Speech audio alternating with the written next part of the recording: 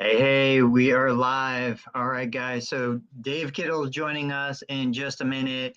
Jimmy McKay's out. Allergies have got him knocked down. Once Dave Kittle comes on, we're going to talk about a couple business things today, things that are in Dave's wheelhouse. Let me bring him into the podcast. Dave, Whoa, we, Bengals jersey. Look at you.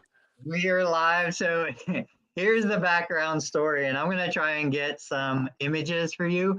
My wife is a huge sports fan. Like, I don't care about sports at all, but my wife is a sports fanatic. So she's, back in the clinic now.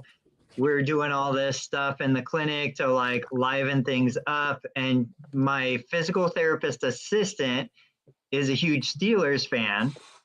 So we said, hey, Steelers are playing the Bengals. Let's get everybody together. Let's wear some jerseys. And what we've been doing, I'm going to see if I can bring you guys, share this screen. Hang on one sec. And then we're going to talk about Medicare not paying therapists during the government shutdown. But let me Oh, see. really? Is that a thing? Well, we're going to talk about it. All right. It's small, but you guys, so this is a photo. This is a real photo. My physical therapist assistant, Jeremy, is in the Steelers gear. Don is my patient. He's been a patient for like a decade. We have media releases. It's not HIPAA violation. I've got videos of him that have 2.2 million views on Instagram. Like, he's crushing it on social media.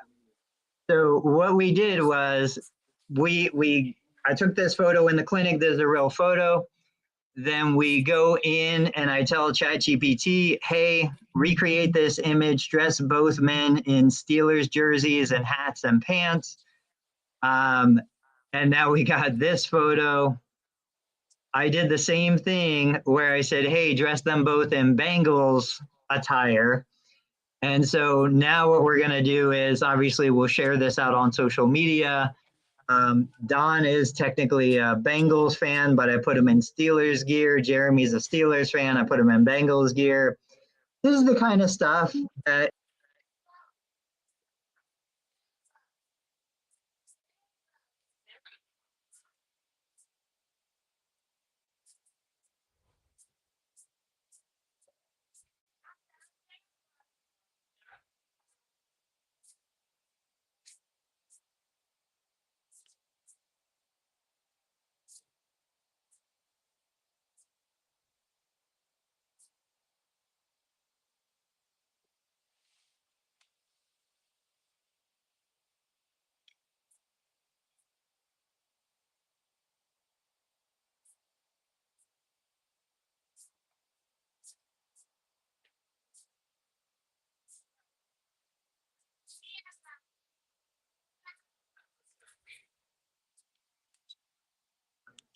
all right, am I back?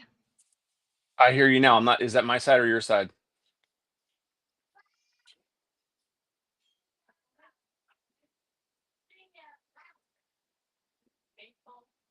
You there, Tony?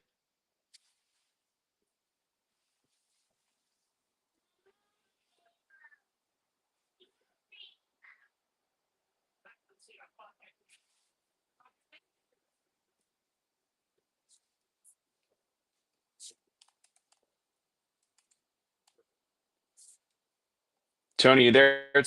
Tony.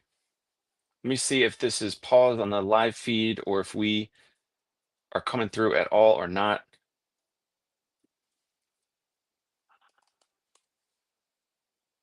All right, well, we're still live, and Tony, I guess, bounced out. So let me check the YouTube, and it is just me. So Tony had that topic of increasing the culture or the morale of the office. I'm not sure where we're going from there. There, he's back. Are you there, Tony? How we doing? I'm Uh, trying to fill it. I'm trying to fill in the gap here.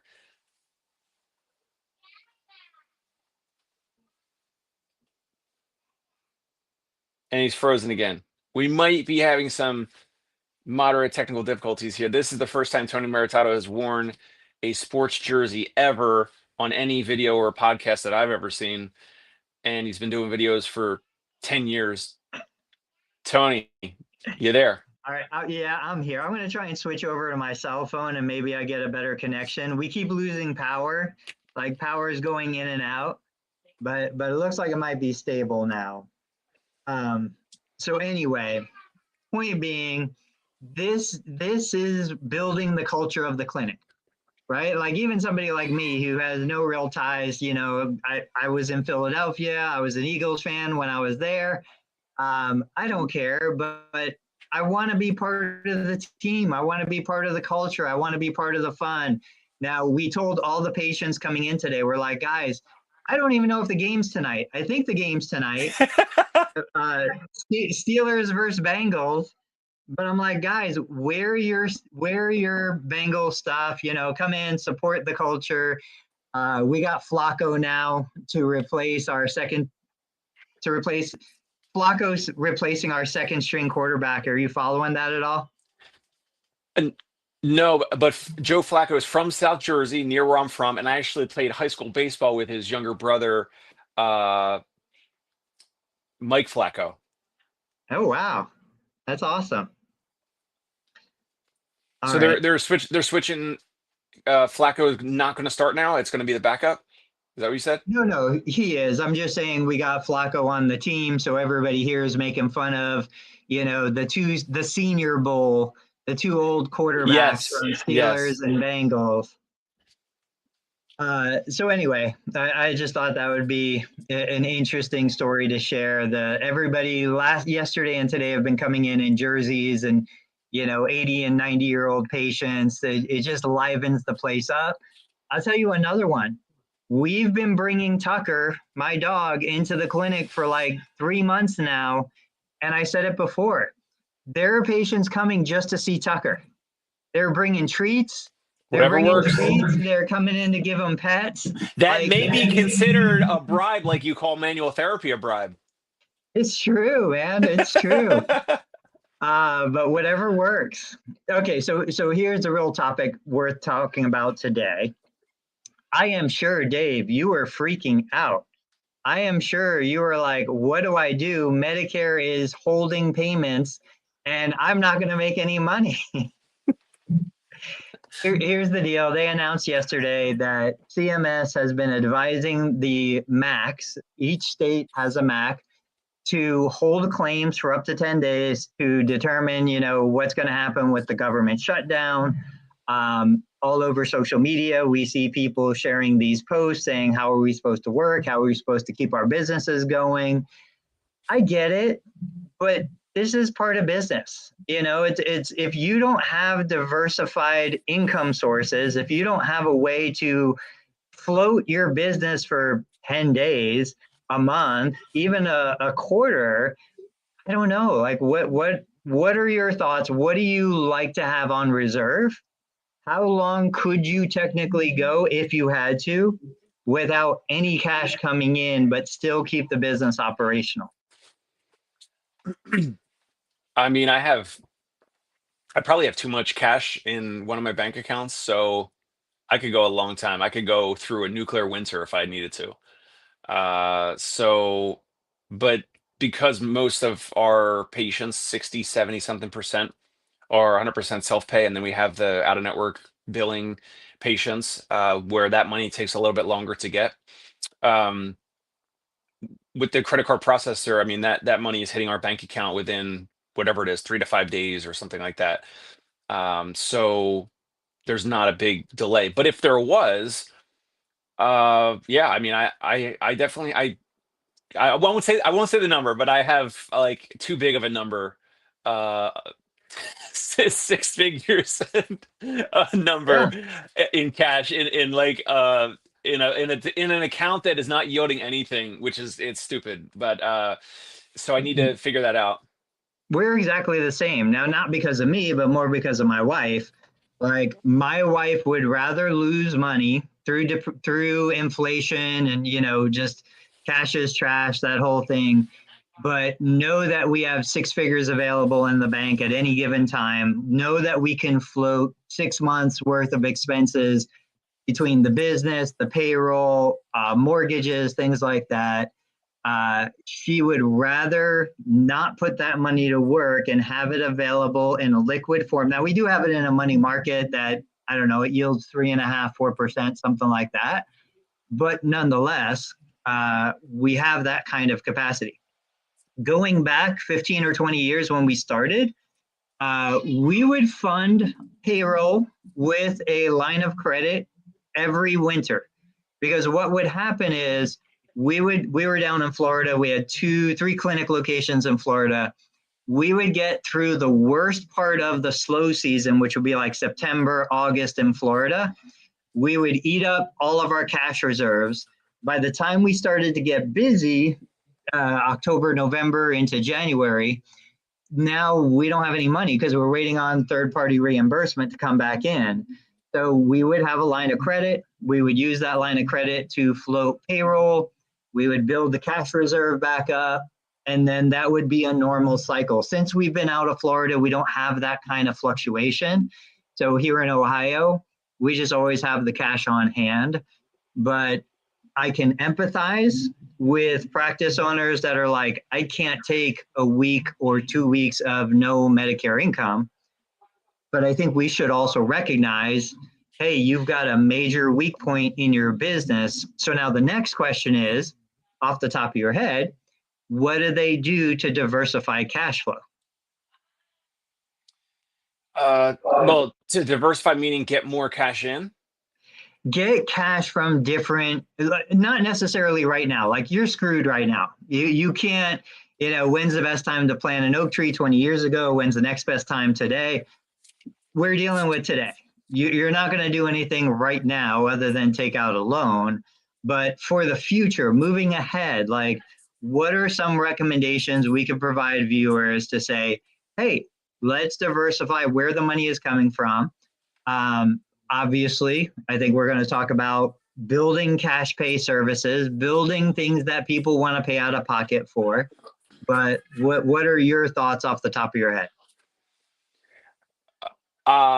So we just started doing the concierge membership. That's a separate dollar amount from the per visit rate. And I told you and Jimmy recently that we had a client start paying that. It's a big number because we're in New York City. So the number is Yeah. $950. But and the first person only did 2 visits with us. I didn't even tell you guys about this, but long story short, she didn't like our approach, whatever. One of my therapists treated her. She didn't like it. I went in to treat her at her home. She didn't like my whole approach of what, yeah. And then so they paid 550 per visit, because that was the arrangement. And also the 950 for a monthly concierge fee. And her mother asked for a refund. It was like this whole thing. So we refunded it. And the hilarious thing is that separately, the grandmother just started with us and agreed to 550 per visit and 950 concierge fee. But I changed the concierge fee name. I said concierge initiation fee and initiation and concierge fee every 4 weeks. So I added more words to it.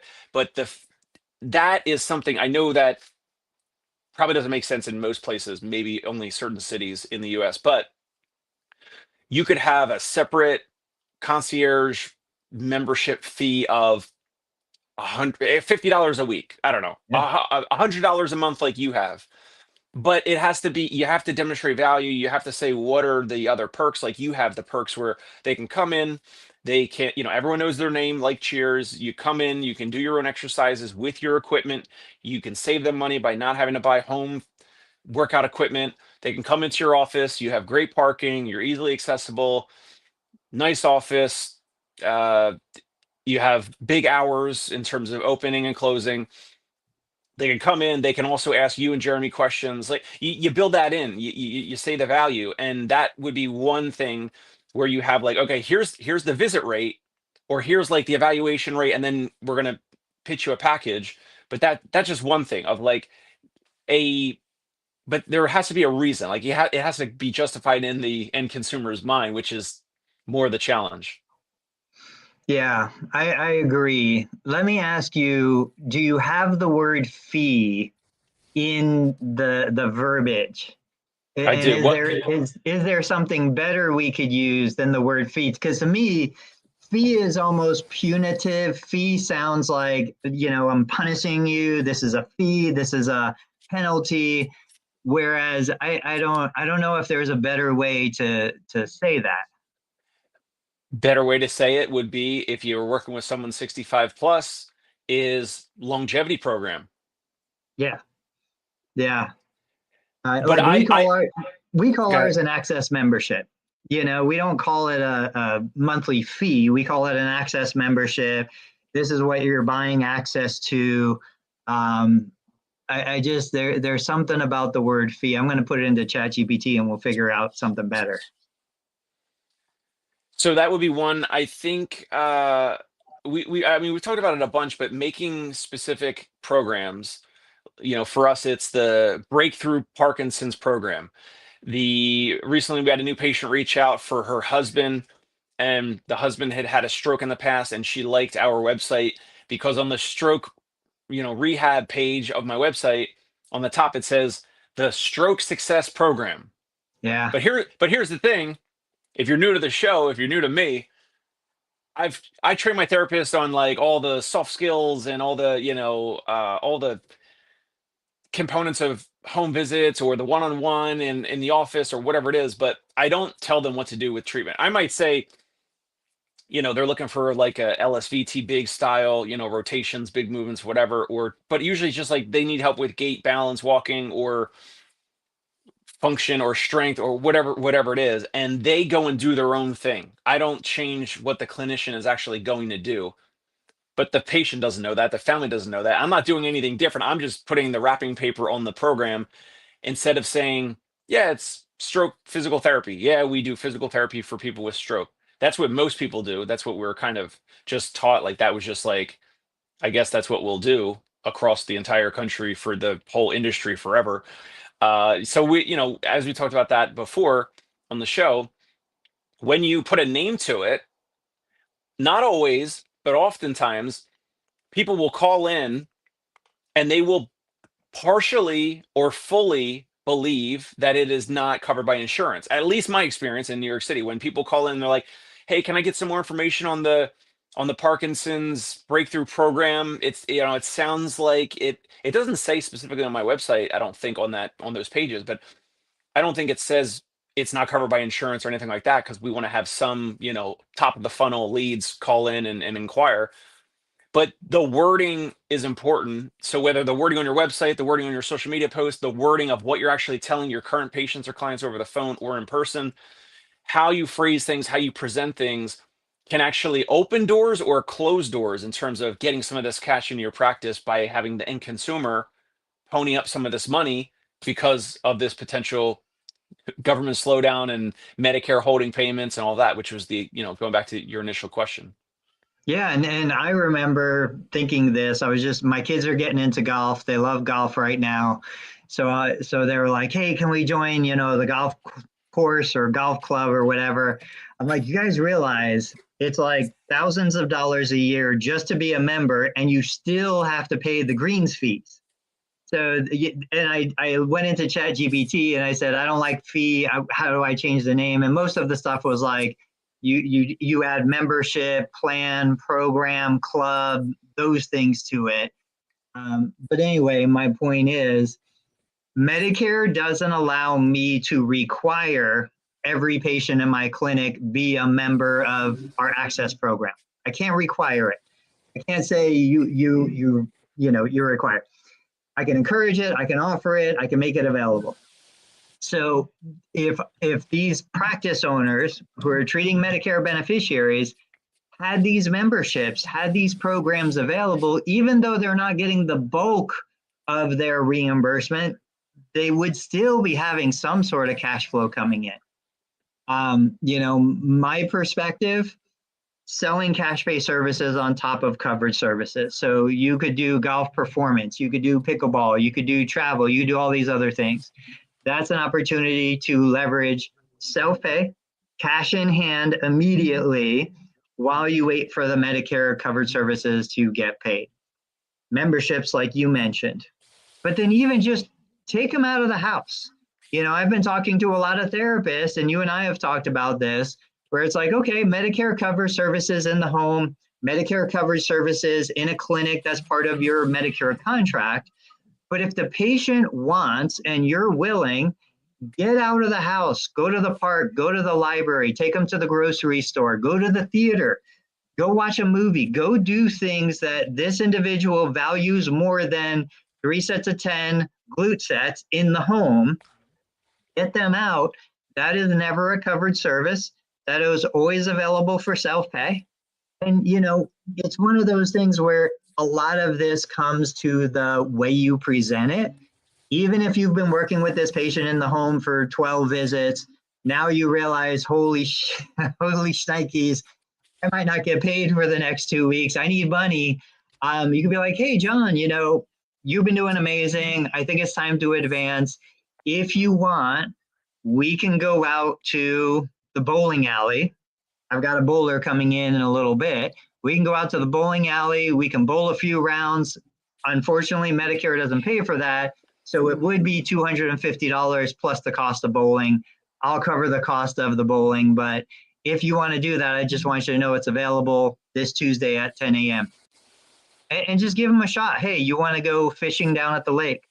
Like, I'll take you down there. We'll get everything set up. It's not a covered service under Medicare, but I think it'd be a great opportunity to put to use all of the functional improvement we've made in your house. We can only do so much in your house. And the reason why we're doing it is so that you can get the heck out of the house, but understand that this is a self-pay service. Like literally in a day, you could start generating hundreds of dollars of cash flow to make up for what is going to sit in the CMS bank account. I love the example of return to the restaurant, the return to the restaurant program. Let's say, so in New York City, it's different because we could take, an older client and kind of walk across the street, downstairs, around the corner, and there's a restaurant. If there's a therapist in Ohio, let's say the family, the patient, they signed a release. If there was a mobile therapist or even a brick and mortar therapist that wanted to pitch this, would they potentially have helped the Medicare beneficiary? I want to frame the whole scenario. Medicare-based physical therapist, how much time would it take to get the Medicare beneficiary so they sign all the paperwork? They're going to drive the Medicare beneficiary to the local restaurant. They're going to go in maybe at 10 or 11 a.m. before the lunch rush, or maybe at 3 p.m. before the dinner crowd, to practice going in safely and smoothly into a restaurant, navigate the tables and chairs and all that, get back into their favorite restaurant when it's not crowded. So drive the Medicare beneficiary to the restaurant, walk them into the place, maybe have a meal, a partial meal, whatever. Patient's going to pay the full bill. You walk the Medicare beneficiary back to the car, drive them back to their home. How many minutes or how much time do you think that would take just for that one scenario? Every area, obviously, in Ohio is going to be different. There's more rural areas, more urban areas. Here where I am, we're kind of in the middle. Not totally rural, not totally urban, but realistically, I can get anywhere in the town in about 15 minutes, 12 to 15 minutes. So if we want to go to the highest level of assistance, we say, okay, I'm going to go pick up John, the fictitious patient. I'll leave here at 10 a.m. I'll be at John's house at 10:15. The session starts right then and there. We get John ready. We get him out of the house. We head over to, Clubhouse Bar and Grill, which is literally across the street from my clinic. We have lunch. We go back to John's house. I think realistic would be about 2 hours of time by the time I then get back to my clinic. If I was a mobile therapist, and then I would just go to the next place and do the next thing. So I would say reasonable without rushing 2 hours. You could probably do it in an hour, and that's where I can't imagine, even in this location, blue collar, steel mill town, $250 to $500 minimum for that level of service. Right. And in between would be like, perfect example, my wife is at her mom's house. She spent the night at grandma's house. He's going to bring grandma down to our house later today. That could be a patient who has a family member who the three of us are going to do it. We would just meet at the clubhouse. So now instead of me going to get the patient, I say, hey, get your adult daughter. Let's meet at clubhouse. We meet in the parking lot. I help with the transfers. I help getting into the restaurant. We choose a table or a booth. Like we go and navigate the whole thing. We get back out. That's an hour, an hour of time total. And then I'm back either at my clinic across the street or I'm going to the next mobile visit. All right, I love it. So the reason why I was asking for, I'm hearing a little reverb or echo. The reason why I was asking about the whole time frame is because you could pitch that as, and it builds in how much time you have margin based off of your whole time that it takes for you to go and you pick up the Medicare beneficiary and you have a short lunch or some type of lunch and then dropping them back off. Now, with the patients that you've seen in your clinic over the years, if this was an actual program, that return to restaurant program, what would be, because I think a one-off is good, but I think like at least 2 or 3, or the more the better, but maybe it's 3 times, maybe I would say at least 2 times, because you gotta practice that whole scenario so that they do not get embarrassed in front of their friends, their neighbors, their colleagues. If they want to talk business, they want to meet at the restaurant that's at the country club and have food there, whatever it is. So I would say at least maybe 3 times would be great. We could package that. You could say, hey, that's $1,500. The return to restaurant program is $1,500. Boom. You pitch it. If they pay up front, that's $1,500 of cash up front. And then you could always sprinkle in depending on how much time it takes for all that. But they don't schedule the second and third time to the restaurant. Maybe you do 2 a week, maybe you do just once a week. So you get $1,500 of cash up front, but you're not fulfilling it until the second week and third week for the third time that you're taking the same person to the same restaurant or a different restaurant. Yeah. And then you could also sweeten the deal by sprinkling in, you could say, some other, regular self-pay home visits included in that. And then you could increase to 1,500 or you could keep it at 1,500. That's the beauty of this. You can get so creative around what's the offering and how much is it going to take your time as the physical therapist? How much of your time is it going to take, or your therapist's time to take to fulfill all this? But there's so many things you can do around this that covers your time, that values your time, and you could potentially make more per minute or per hour doing this than what Medicare is going to pay you anyway. So have you seen any of the programs out there for, it's basically an AI tool that interviews mom or dad, asks it questions, records mom or dad's response to these questions, and then turns it into like a book, a chronicle, family history. Have you seen that kind of stuff? Yep. So imagine rolling these things together for the right patient. I know my family wanted to do it. They never got around to it. Like, this adds to the desire to do it. You set up the program where it's like, look, okay, since we're talking books, my kids are reading Tuesdays with Morrie. So we're like, hey, Tuesdays with Tony, I'm going to take mom or dad out. We're going to hit a different restaurant every Tuesday, or we'll stick with their favorite, whatever they want to do. Part of it is the rehab of getting out of the car, getting in the restaurant, getting up from the seat and all that stuff. Part of it is we're going to do interviews. We'll use this service. We'll record the audio. By the end of this 12-week program, you're going to have a family chronicle that's going to live in perpetuity for future generations. It'll have the audio of grandma talking. It'll have the text so that they can read it. Like, these are things that are important to families.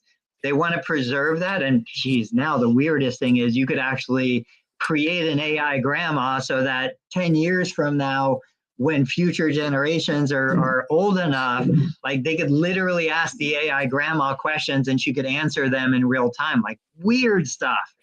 But that's another layer on top of this that says, hey, we need 12 weeks to get the entire thing done.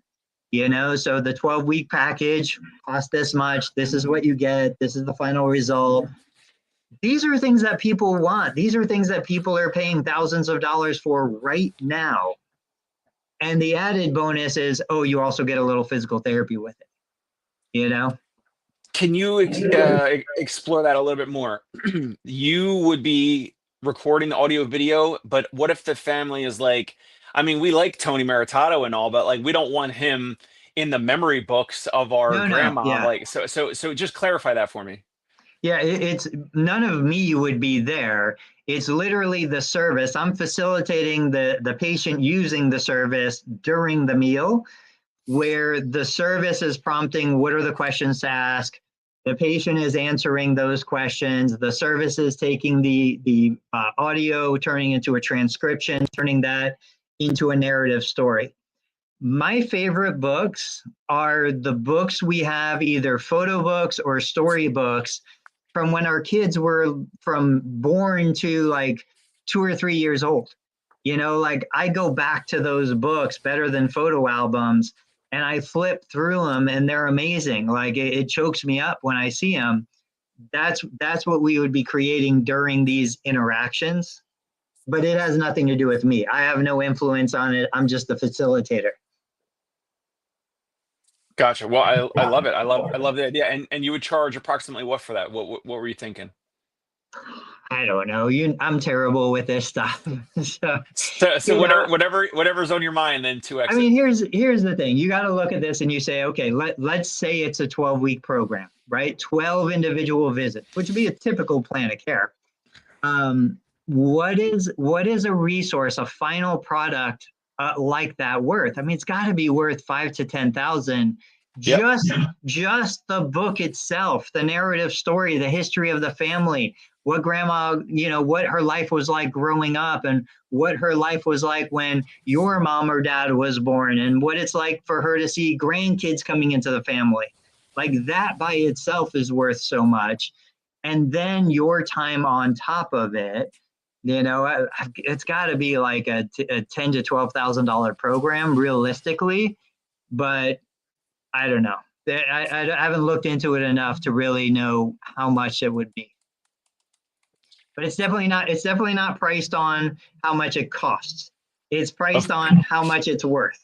this is the beauty of this particular scenario is like we talk about people will pay for the like the emotional or memory components of life, of like experiences and all and events and things like that.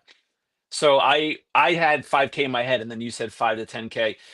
Do you know the name of the? I've seen the ads on like Facebook, or maybe there's a bunch of them by now, like the companies that do There's a this. few. There's a few services. I don't have the names off the top of my head. We'll look it up for the next show. Yeah, but I love that as like who I don't know who wouldn't want that. I feel like man, even if I mean I feel like the patients don't necessarily have to be that old, but you're you're using that way to capture their memory. I mean, it's almost priceless. Like like depending on the patient, there's almost like it could be an insane dollar amount. And Yeah. then you only go there 12 times to help them with this to set it up, and you're out of the way or whatever. But you laid out the plan, like the margin of your 12 times interacting and completing this program with your patient or client, it could be the margin per each of those 12 times could be insane. And like you said, the added advantage for the problem at hand. The problem at hand is there's an interruption in cash flow right now. The advantage is this is a huge cash infusion right now. Like this is not the kind of thing that you pay visit by visit. This is the kind of thing that you put on a credit card or you write a check and you pay right now. And so now you have that money in your bank account that you can use to cover expenses while Medicare is holding payments for an undisclosed amount of time. Looks like Storykeeper is one of them, as well as Remento, the recordable Book Buddy on Amazon. So there's so many of these. How would you, maybe the next episode we can go into it, but how would you pick one, or why would you pick one and then take the next step of testing this? I feel like you could almost like pre-sell this before even buying any of these I guess like recordable books, or maybe would you do your own audio, or you would just use the service, the book that can record speech and make sure you're in a room that's like doesn't have a lot of background noise so that you get the best audio quality? Like, how would you navigate some of that stuff? So, now that we're talking, since we're going to go down this, I remember there was a book, a regular book, story, illustrations, words that had a audio recording on the side of the book. I don't know if you guys have gotten one of these yet. And so literally grandma and grandpa push the button, read the story, and their words are recorded so that when my kids couldn't read, they were still small enough. They would then push the button and hear grandma, grandpa's voice reading the story to them. And these are classic stories, like nothing original. This was a story that had been around for hundreds of years. There's so many things here. We don't have to go to restaurants, right? You just mentioned, well, loud, noisy environments. Okay, so do it in the clinic. Why are we not right now doing this? Why is this not something that I get so many little old ladies, 70, 80, 90-year-old little old ladies that don't want to lift weights. They don't have any interest in exercise. They don't want to do any of the stuff that I believe that they should do, need to do. My mother-in-law being one of them.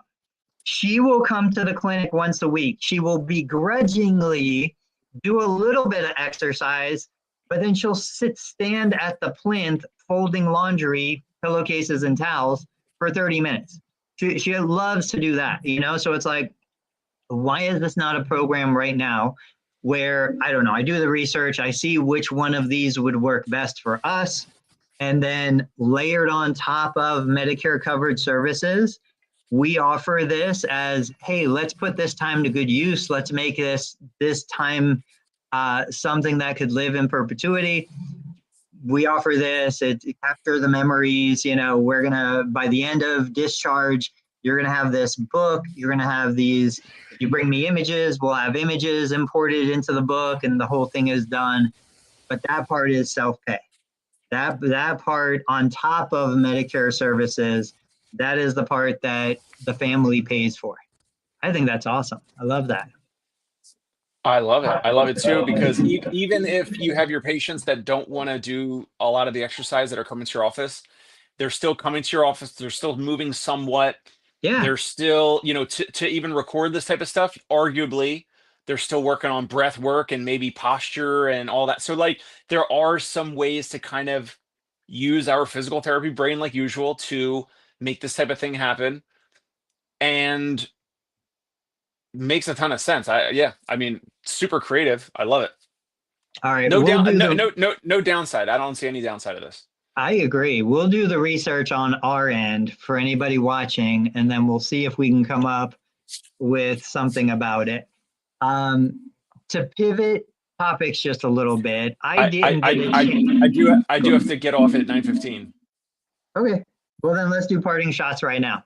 We hit a great topic. We got all the information. What's the parting shot? Yeah, for me, parting shot, just continuing to be creative. I mean, you help immensely, whether it's on these shows, if it's your post online, but this type of thing, I entered this show. I've seen this service before.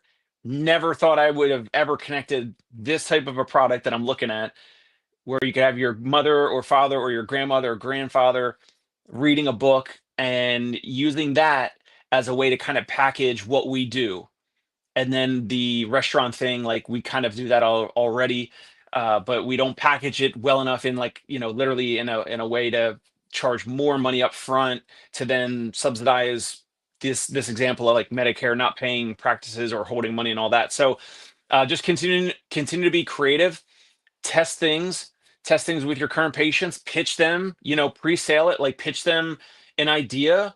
And then if someone says yes, then you scramble and you build it and you figure out all the ways to fulfill it and over deliver.